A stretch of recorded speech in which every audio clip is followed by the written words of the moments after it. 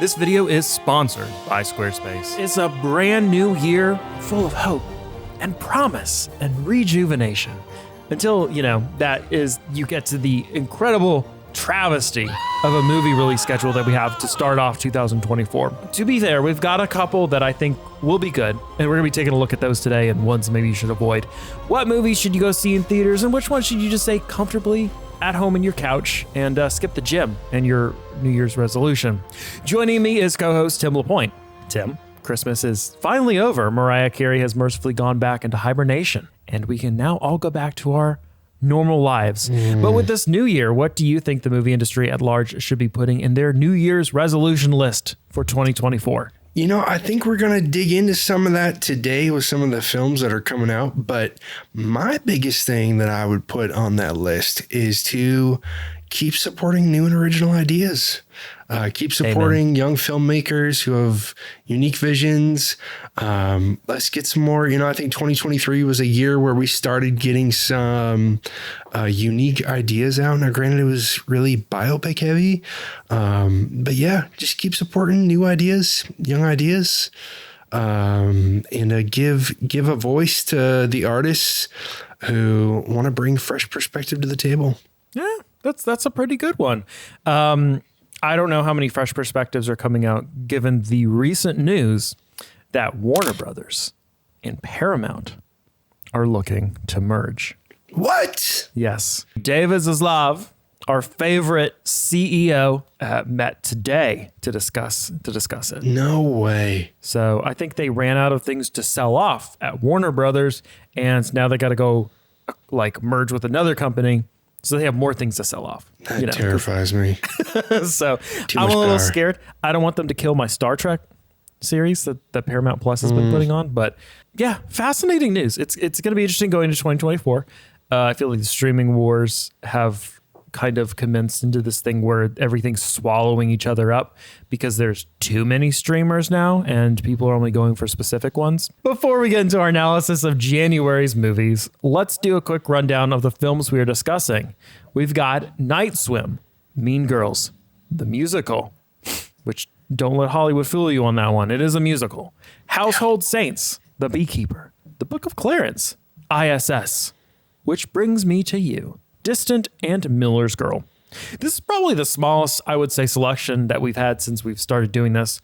And honestly, I would say January is usually the month films go to die. Because in general, you're getting a lot of carryover from December with the big movies being released in Christmas, obviously. So you got The Color Purple, you got Ferrari, you've got Godzilla -1 that has been sticking around theaters. Went and saw that the other day. Excellent film. December is really when you kind of get that final Oscars push, which I think is why January, there's not really a whole lot of content coming out, a lot of films coming out, because anything that wants to get a lot of buzz around the award season, January's too late to be doing that.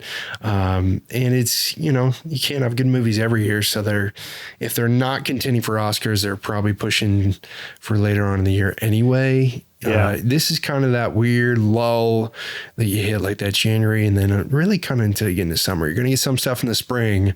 But unfortunately, we've kind of hit the dead zone.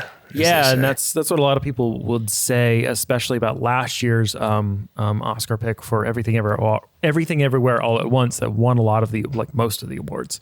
Is some people were actually surprised how much staying power it had because it was released, I believe, pretty early in the year in 2022, and a lot of them try to push it towards the end, like you're saying, towards the back half of the year, just for recency bias. You get that momentum, you get that same thing with sports. You have a big game that you won before, but it seems like people care more about what's happening in the present. Yeah. So makes sense. But we've got a first, honestly, January 5th is the week we're going to be starting off with the release date. We only got one movie, which is Night Swim. When we were fixing up the pool, they said it hadn't been used in 15 years. This is not for the kids. I used to be scared of pools. Cider! Come on, Cider! Ronan, Marco. Why aren't you saying anything?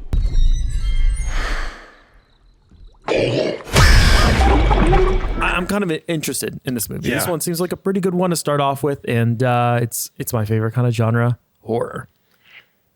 The film stars Wyatt Russell, the Falcon and the Winter Soldier, as Ray Waller, a former Major League Baseball player forced into early retirement by a degenerative illness, who moves into a new home with his concerned wife, Eve, teenage daughter, Izzy, and young son, Elliot. Secretly hoping against the odds to return to pro ball, Ray persuades Eve that the new home's shimmering backyard swimming pool will be fun for the kids and provide physical therapy for him. But a dark secret in the home's past will unleash a malevolent force that will drag the family under into the depths of unescapable terror. But one thing is far scarier than any movie could be: the YouTube troll. The YouTube troll can take many forms. A no photo troll, a troll who must have watched a different video because the comment makes no sense troll. The scariest troll of them all is the chief troll.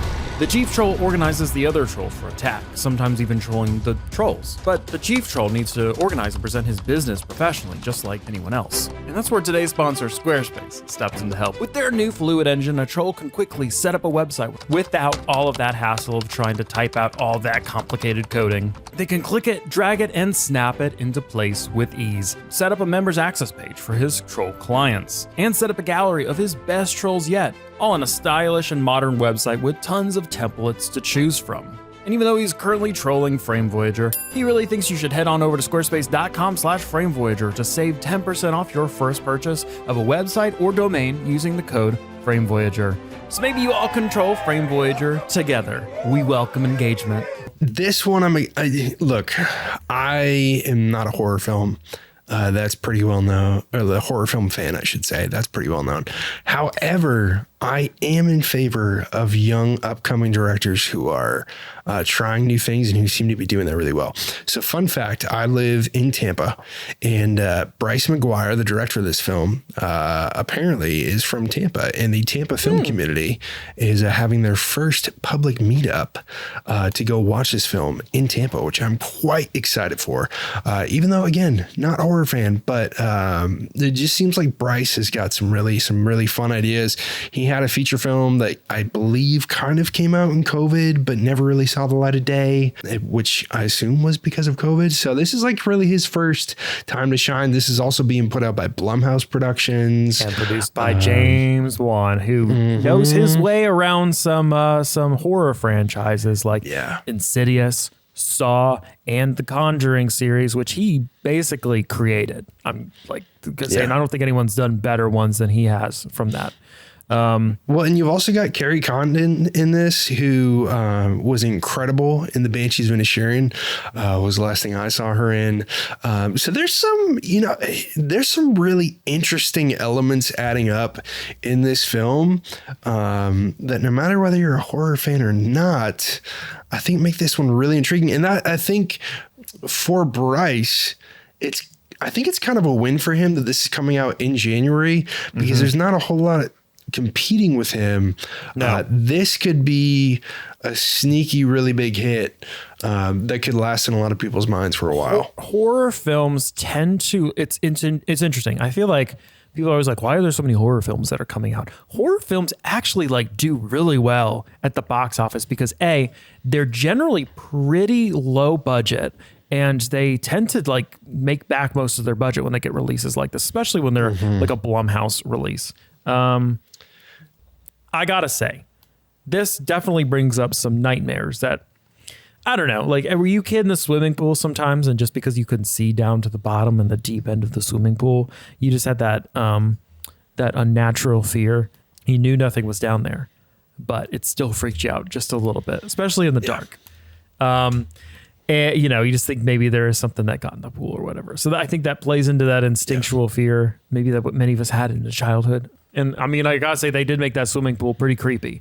Maybe Lady in the Water, but even that wasn't super horror filmish, though, right? That was kind of a weird film. Yeah, M. Night Shyamalan. Well, that's kind of it for that one. Very interesting. I'm interested to see kind of that is one I do have marked on my calendar to go watch.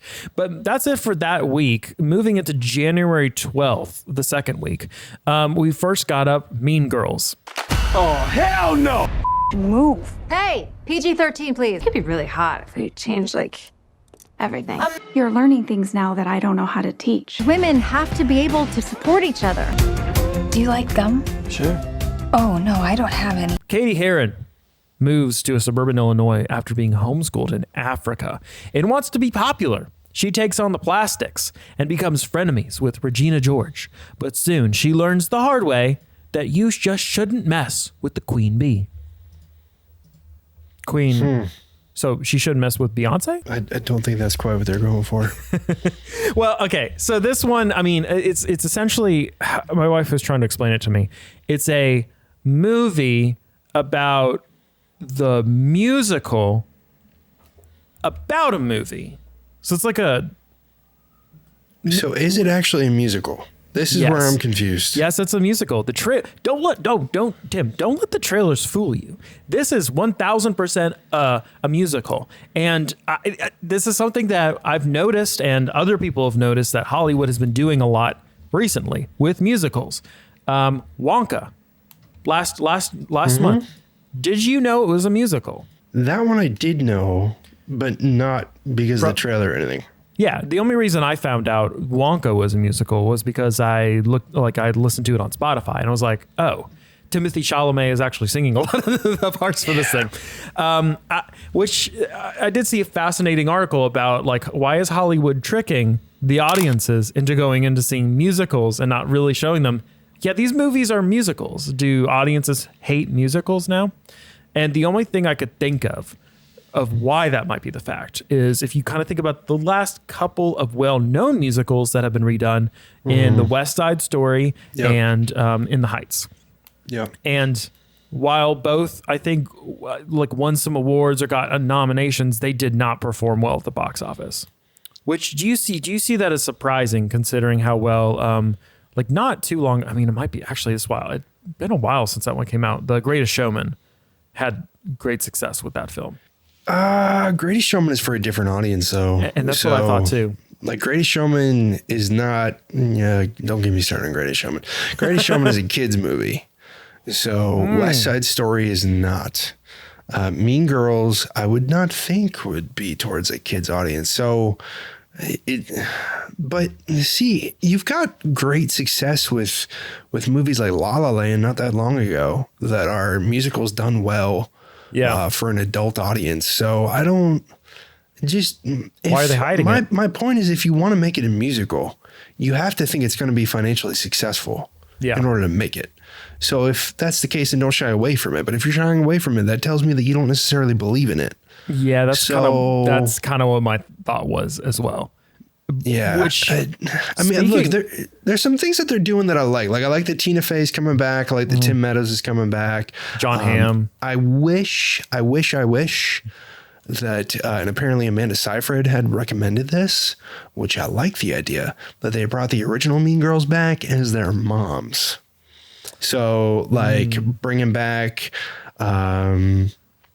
like Lindsay Lohan as Katie's mom, or bringing back Rachel McAdams as Regina George's mom. Like that, I would have been down with. But outside of that, I'm like, I don't really understand why they're making this. Like people are going to go see it. Sure. I'm not saying I'm a fan of Mean Girls. But for those who like Mean Girls, it's perfect just the way it is. I was really confused because I thought it was like a sequel maybe to Mean Girls or something. Yeah. When I first started it. But yeah, no. Yeah. Weird. I'm going to have to go watch it because reasons. But yeah. Well, let's just go ahead and move into our next one. Household Saints. And it happened by the grace of God that Joseph Santangelo won his wife in a pinochle game. Joseph Santangelo. There you go. Is a butcher with a wicked sense of humor who wins, with quotation mark, his wife Catherine in a pinochle game. Thank you, Tim. Over the protests of his mother, Judith Molina, who talks to ghosts and makes deal with saints. Joseph marries Catherine. When the old lady dies, her spirit is channeled into her granddaughter, Teresa, who overtakes the film with her yearning to serve God, perfectly embodying a modern-day Bernadette. Lily Taylor imbues Teresa with a mix of dedicated innocence, naivete, oh my gosh, I can't say that word tonight. This is not a new film. This is a 4K restoration of the 1990 indie film that actually, I have to admit, this feels right at home in today's indie films. It took me a second to realize that this wasn't a A24 film, because there's been a lot of films lately that kind of have this older feeling, like they're trying to go for that old aesthetic. Even like some of the shot choices and stuff. I was like, oh, I kind of like this. Feels like kind of like retro with how they're filming it. And then it kept going on, and I was then, after watching probably about like halfway through this trailer, I started thinking, is this actually modern or is it not? And that's why I had to go check it out. I'm very confused about why this is coming back. So, there's old movies that come back in the theaters all the time. And I get, especially now where theaters are struggling, they're trying to bring people back. I was looking at Blazing Saddles. I think the 75th anniversary is in 2024. So that's going to be coming out next year. There's all this kind of stuff. But I don't think this is an anniversary year for the film. And it's not a wildly well-received film either. Like, I think it's got a 54% on Rotten Tomatoes, but with only 13 reviews. Yeah, but I mean, maybe this is why Roger Ebert gave the film 4 out of 5 stars and called it a warm-hearted jewel of a movie with many scenes that rang true to his Catholic upbringing. So maybe it's like one of those specific movies. And I mean, the film did make New York Times Best Films of 1993 list. And I don't know. So they missed the anniversary. Yeah, because it would have been 2023, which I guess it announced. It was Milestone Films had acquired the distribution rights to the film, and it would work on a restoration that would world premiere at that year's New York Film Festival. So yeah. So it must be, I think it's gotten a limited release, or it's in this year. So technically it has, but I think this is just the full theatrical release that's happening in January. It's a weird one to get released. And I think maybe that intrigues me more, that it's just kind of like a random film from the 90s that someone just decided, yeah, let's buy the rights for it and turn it and convert it to 4K. It's not necessarily like, it doesn't feel like it's a cult classic from what I can tell. No. It doesn't feel like it's a renowned film. The only really thing that is given is like a Roger Ebert giving it 4 out of 5 films. And that kind of intrigues me a little bit. I'm like, I want to go to see this random film from the 90s that probably no one saw. At the box office, it only did $712,000. Yeah, that doesn't surprise me. I will say it might end up being a better watch in theaters than the next film. The BeeKeeper. Everyone, need your attention, please. I'm gonna burn this place to the ground. This is private property. Do you know what they do here? Scamming the weakest in our society. Buddy, I'm counting to 3. 1, 2, 3. This is a beekeeper. I protect the hive. This follows a man's campaign for vengeance as he is revealed to be a former operative of a powerful and clandestine organization known as the Beekeepers. And supposedly he is a bee. He's the keeper of the bees, and the bees are the other people that he has to go kill or something. I don't really get this film. It's almost like a opposite of like Jason Bourne kind of film. I saw that. I literally saw this in the I did get a preview for this the other day when I went to the theater, so I was familiar with it. Yeah, I'm not interested. There's some interesting casting choices in this. See, Very. You got Jason Statham, that's whatever. But at the beginning of the trailer, my heart jumped a little bit because Felicia Rashad is in this movie. And I love Felicia Rashad, probably most famously known for The Cosby Show, Claire Huxtable in The Cosby Show. But she's been in stuff since. I mean, she's in Creed, as Creed's mom. You got Jeremy Irons, classic actor, which for us 90s kids, we know from the voice of Scar and Lion King. Josh Hutcherson, I guess, is making a little bit of a comeback Josh Hutcherson now. is no, I wouldn't call this movie a comeback for him. Well, he's got a couple now, though. Yeah, he does, but I would not. I feel like this one. I really feel like they put this one in January to die specifically. I just don't think this is a good film. You got David Ayer, the director, who has I would say a controversial recent kind of film, Suicide Squad, and he kind of has a little bit of a beef with DC, and supposedly there's a lot of studio interference with Suicide Squad to the point that they're going to maybe give him a director's cut. James Gunn has promised him a director's cut, but there's some weird blood with him on some stuff. And but this movie falls kind of in line with his typical films. You got, back in 2000, he was a writer for U-571, which was that submarine movie.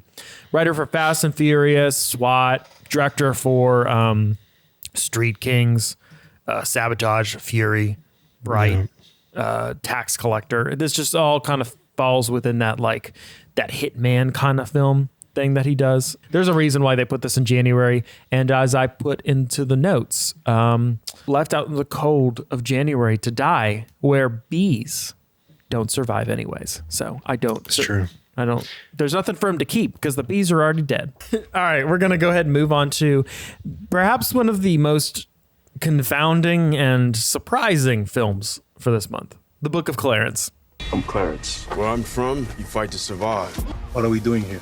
Jesus lives there. To be like that in 10 years. I want to be like that now. I can just replicate what he does. Imagine the money people will give us.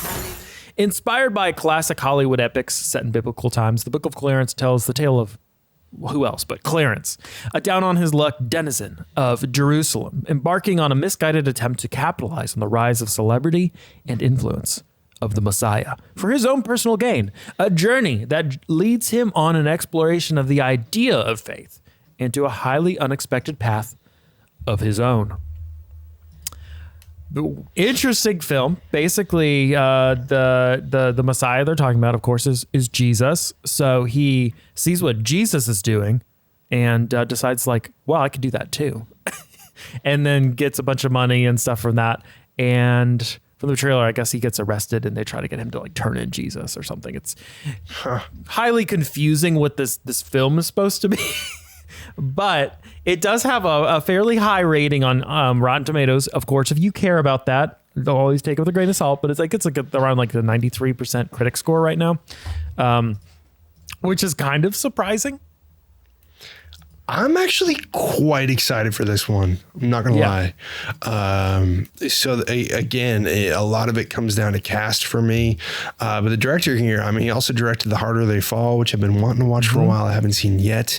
But I've heard good things about that. He's it's interesting because he seems like a very multifaceted kind of artist where he does both music and films. And interestingly enough, did some of the scoring or maybe all the scoring for The Great Gatsby. I wonder if some of that is his connection with Jay-Z. So he's done some work with Jay-Z before, and Jay-Z's also, I think, a producer on this. Interesting. But you got David Oyelowo, if I'm saying that right, who was Dr. Martin Luther King Jr. in Selma back in 2014.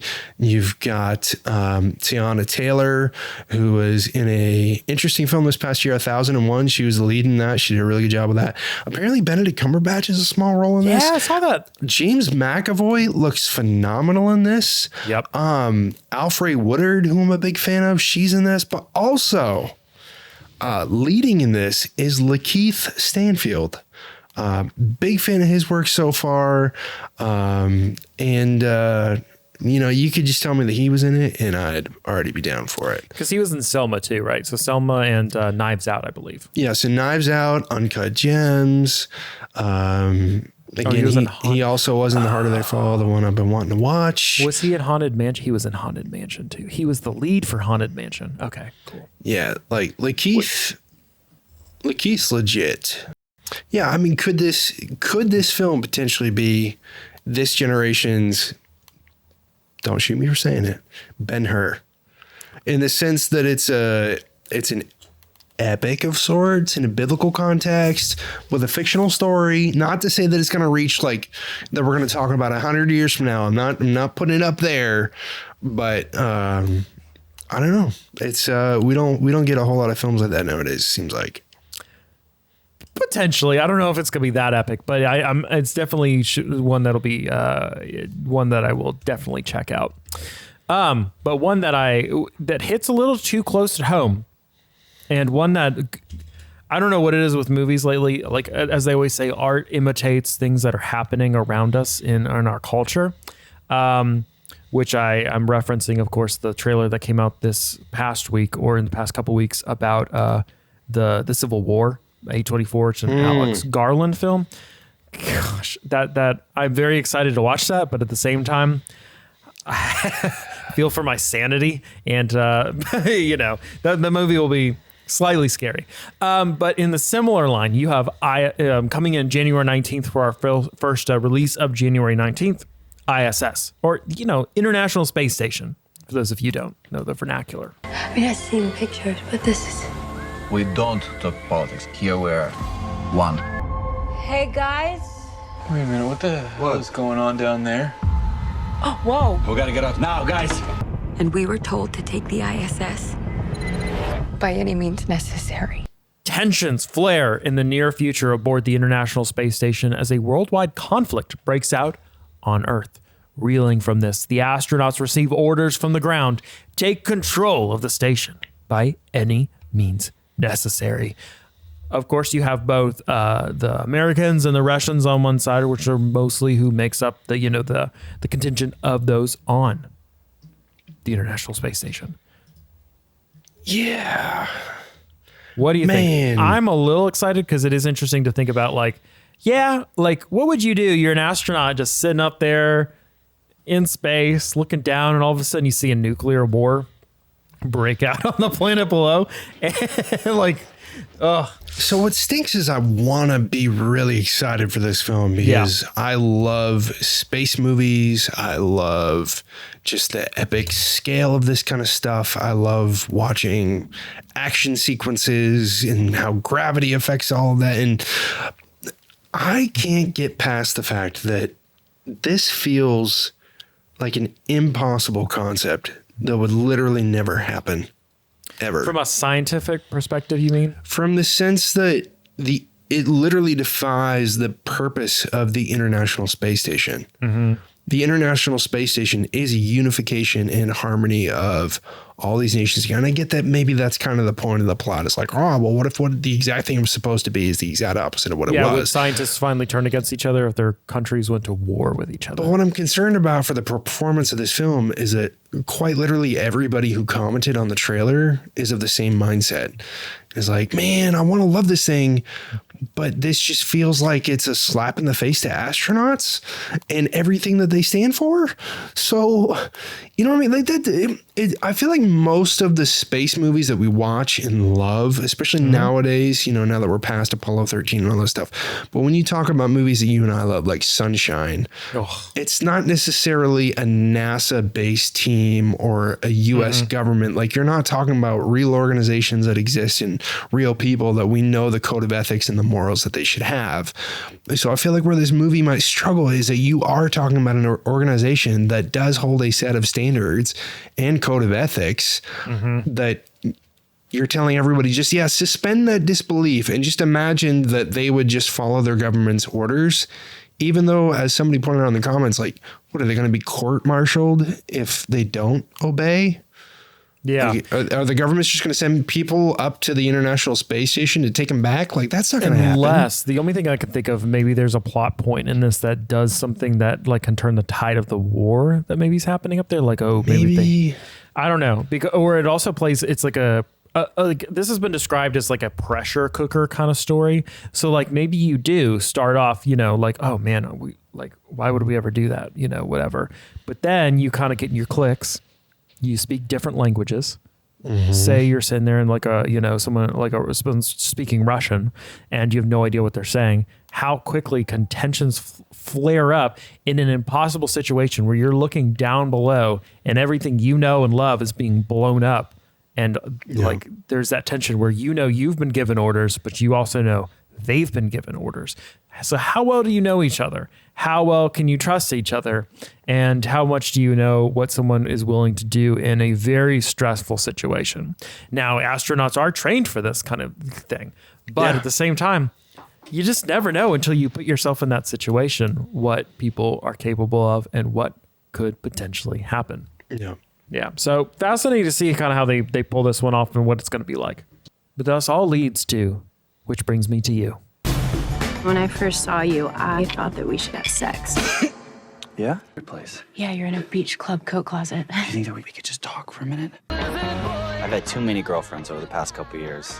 I can't figure it out. Yeah, we've all been there. But two romantic burnouts, Jane and Will, are immediately drawn to each other at a mutual friend's wedding. After a disastrous hookup in the coat room, the two spend the next 24 hours together trading candid confessions of messy histories and heartbreak on the off chance that this fling might be the real thing. What do you think, Tim? Do you think that this fling might be the real thing? I don't know, but I know this movie sure ain't the real thing. I have to mention that this one, definitely my wife got on me for us not mentioning that last month's rom-com in December. Anyone But You. Anyone But You definitely came from Book Talk. You know, like the book club, like they had the fun books. So it's kind of follows along that similar kind of line. This is another, I mean, basically, if you want to know my opinion on this, go watch what I said about Anyone But You. You know, there's not saying it's a bad movie. I think this one has a better premise than Anyone But You. Really? Well, I mean, it's like 24 hours. They spend 24 hours together. But why do you, here's my question. Why do you spend that much time in a new relationship talking about all your crap? Being spontaneous, Tim. Like that, I don't know if I support that idea. Yeah. I mean, like, I'm not saying you should keep secrets in a relationship. That's not what I'm saying.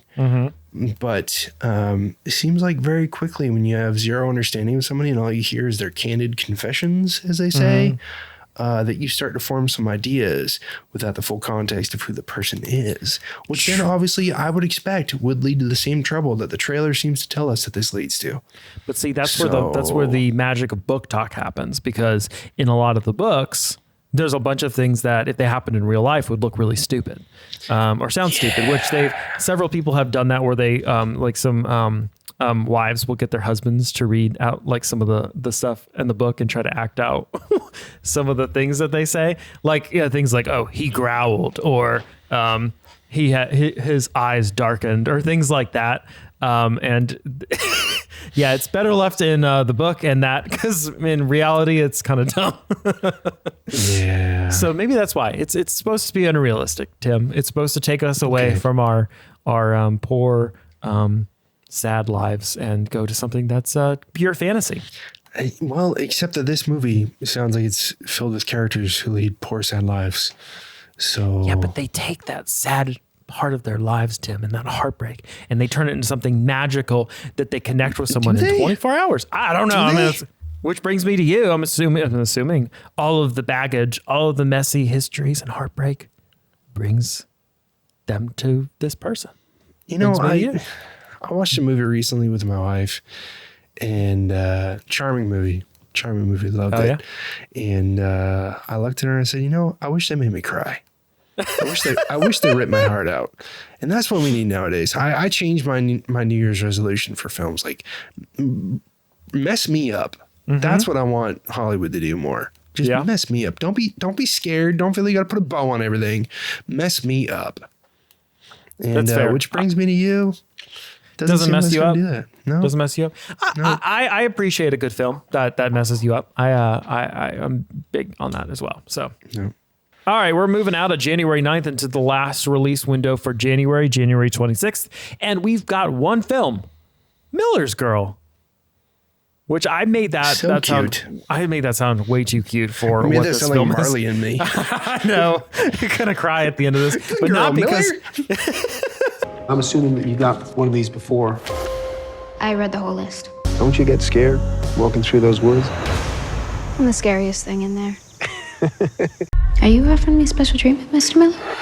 Well, you are the adult. Show some responsibility. You're my student, and I'm your teacher.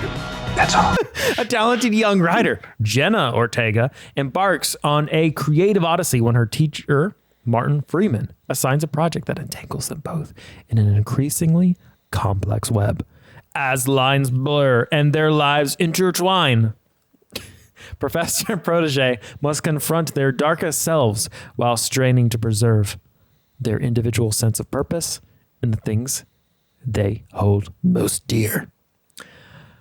I don't know if the synopsis kind of gives us the full tale of this. It is creepy. It is unsettling in the trailer. As Jenna Ortega seems to do pretty well at this point with her roles. Martin Freeman seems pretty good in this. This is Martin a fascinating. Freeman is back. And it's been a while. Well, it's been a long while. He's been in some of the Marvel shows, so that's probably why. Yeah, you haven't really seen him on like movies and stuff. Martin Freeman is worthy of leading more films, and I feel like he kind of got typecast with Bilbo, and those films were not all that well received, and maybe that hurt a good bit. But I also feel like I've heard that he's kind of an asshole to work with on set. Yeah. No, that's too bad. Because he's really good at his job. So, am I the only one that feels that the accents in this trailer are not good? I guess this is based in like Tennessee or something, some southern place, and it feels like Martin Freeman and Jenna Ortega are kind of trying to sort of maybe sound like they're from Tennessee, but it's not really working out for them. I'll have to go back and listen to the trailer, but I didn't catch that. But it could be. It could be. This seems, I don't know. I don't know what to think about this. I kind of want to go see it, but you said you saw a little warning on this, right? So this film conceptually is intriguing to me. Although what concerns me a little bit is I'm not exactly sure what lines we're expecting to cross here in the story. I can guess, but the trailer obviously doesn't really give that away. I mean, good for the trailer for not giving it away. But then at the end of the trailer, what was interesting to me is that Lionsgate added a note at the end of the trailer saying something along the lines of, this film has some content which may be questionable or something like that.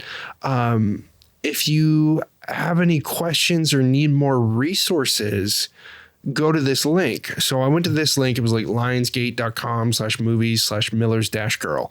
And there were a bunch of resources for domestic violence and sexual assault, like people who need help in those areas. So I'm not, it's just a little interesting to me that you would make a film with a topic that could potentially be that controversial, but I'm not necessarily sure where they're standing on it, but they feel like they need to provide resources just in case, maybe if this is triggering, I guess. And it's a little confusing on like who's that's coming from, because almost it doesn't feel like Martin Freeman's character from the trailer. So it's going to be an interesting film. Yeah, could be a controversial one too. Oh, for sure. Now it's time for our so-called experts to make their picks. Should you stay at home, see it with a date, die happy never seeing it? And for the final selections, which movies would you go see in theaters? Well, that brings us to the end of January's films pretty quickly this time. I mean, just not that much going on in January, unfortunately. But I mean, I think there's a couple that did well. But we're going to start with first. Let's get into our picks. First up, we've got our box office picks of the month. Tim, who do you think is going to be the box office king of January? I'm going to will it into existence for a fellow Tampa guy, Bryce McGuire, and I'm going to say Night Swim. I think it's the best looking film that's going to come out this month. I think horror is a genre that consistently does pretty well in the box office. And I think especially where it's the only movie coming out on January 5th, I'm really hopeful that this is going to be a movie that makes a big splash. That's fair. I mean, I have Night Swim on my box office pick of the month as well. Like I was saying earlier, I think that historically you see even horror films that don't do well with ratings still do well at the box office. Horror films feel like they've had a big renaissance this year. And I think that continues, 2023. I think that continues into 2024. But I also have Box on my pick of the month. I think Mean Girls has the potential, just for the name alone, to do pretty well. Especially with the actors and just, I think this, especially with there not being much else in January, I could see it being one that does, maybe not, it doesn't run away with it, but it does decently. Yeah. Box office bomb. Let's go with BeeKeeper. Yeah. I don't think, maybe I'm the only one, but I feel like it's quite possible that America's getting a little tired of big name action stars making the same action movie that they always make. So, I mean, we just had John Cena come out with one a couple months ago. Yeah. Here's another Jason Statham one. Just really don't see how that necessarily gets people in the theater. Yeah, and honestly, if I was to say what I would rather see Jason Statham in, I'd rather see him fight another shark. Yeah. Because I had him also as another BeeKeeper as the box office bomb. I just don't. I think that one's going to come and it's going to go, and no one will ever remember that thing was made until it ends up in a streamer recommendation that you never asked for. Yeah. All right. Ones that you should see at home. All right, Tim. What do you think? I think this movie to me feels like a streamer movie. Kind of surprised that it didn't go straight to streaming, that it's going to get a theatrical release, which, I mean, as a movie theater fan, I'm excited for. I'm going to go with Miller's Girl. I think just it's the kind of movie that you could, 9 o'clock rolls around, you're scrolling through Netflix, like, what do you want to watch? You know what? This one sounded interesting. I'm going to go with Miller's Girl. I think it's worth a watch. If you want to see in the theater, great. I probably will. But I think that's a good solid pick for a home streamer. Yeah, I'd agree. I would say, actually, I don't agree. Actually, now looking at my thing, we just had similar letters. I put that in a different category. Mean Girls is one that I would say see at home. I mean, it's like not doing anything different. It's not doing anything new. There's no really reason to go see it in the theaters. Yeah. I will have to go see it in the theaters, unfortunately. So that is that. I also have another category we'll talk about later. See it at home. Also, I have the Book of Clarence. It seems interesting, but I don't know that necessarily I need to see that film in theaters. Yeah. If that makes sense. Yeah. All right. That's kind of it for See It at Home. What about taking a significant other or a date to, Tim? So I'm actually going to go with the Book of Clarence. I feel like that could be a fun ride and a safe kind of in between movie. So like my wife and I, we don't necessarily have the same taste in movies. We have similar tastes, but sometimes we kind of differ, especially when it comes to movie theater movies, or the kind of movies that we want to go see. For me, I feel like the Book of Clarence is a nice middle of the road kind of movie. Like I'm expecting where Jay-Z's producing this, that the music's going to be good. The performances are going to be great. It feels like a safe date night pick for me. Yeah, I like that. I wouldn't pick it, but that does make sense. My pick for taking significant other to spice it up a little bit. Go to Miller's Girl. Add a little. That is a spicy pick. Yeah, a little intrigue into it. It gives you both something to talk about at the end of the date. Yeah. Makes you, potentially look a little bit better, potentially, because you weren't. Yeah. Creepy. Yeah. So I think that could be a fun one to go see. That add a little bit of spice to that date. So if you died right now, Tim, what would you be happy that you didn't have to see in January? There's a lot of films in my life that I could die without seeing, which brings me to you, John. Which brings me to you would be my pick for movies I could die happy never seeing it.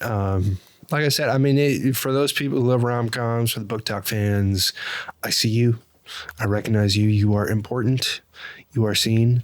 But this personally has nothing that interests me to make me want to see it ever. Like if this is ever on a streaming platform, if it's the only movie on Netflix, I will probably just read a book.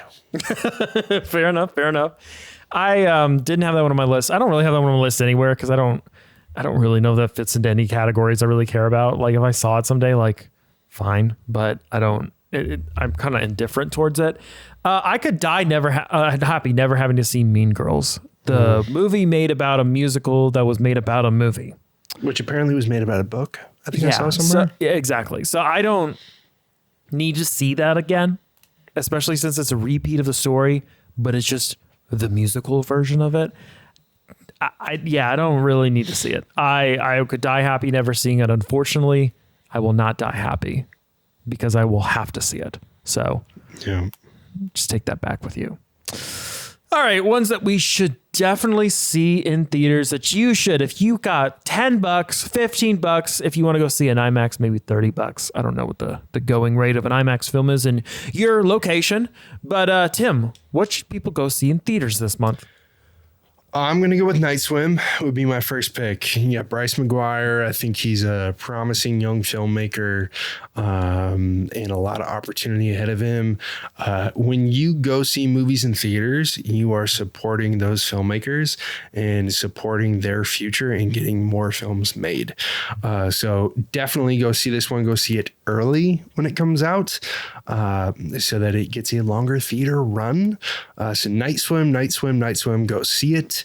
I'm also going to go with I.S.S. Feels like a good theater movie. I know I've got some qualms with it, but visually and sound wise, I have high expectations for a theater experience for that one. But I'm also going to go with the Book of Clarence. I am down with ideas like this. This is original. It's fun. It's fresh. There's a lot of actors in here that I want to support. And also, frankly, there's a lot of movies coming out this month that are very white. And the Book of Clarence has a lot of diversity to this selection.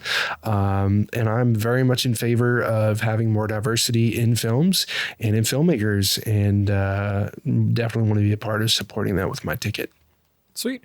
And I agree. Diversity in films is excellent. And that's why I'm picking Night Swim for adding some diversity to adding the dead back into films. There is also that. So that is my see in theaters pick is Night Swim.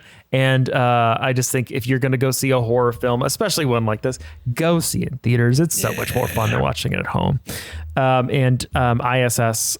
Yes to I.S.S. in theaters. It is a movie that I am not sure I would be as interested in if it was going straight to streamers, if that makes sense.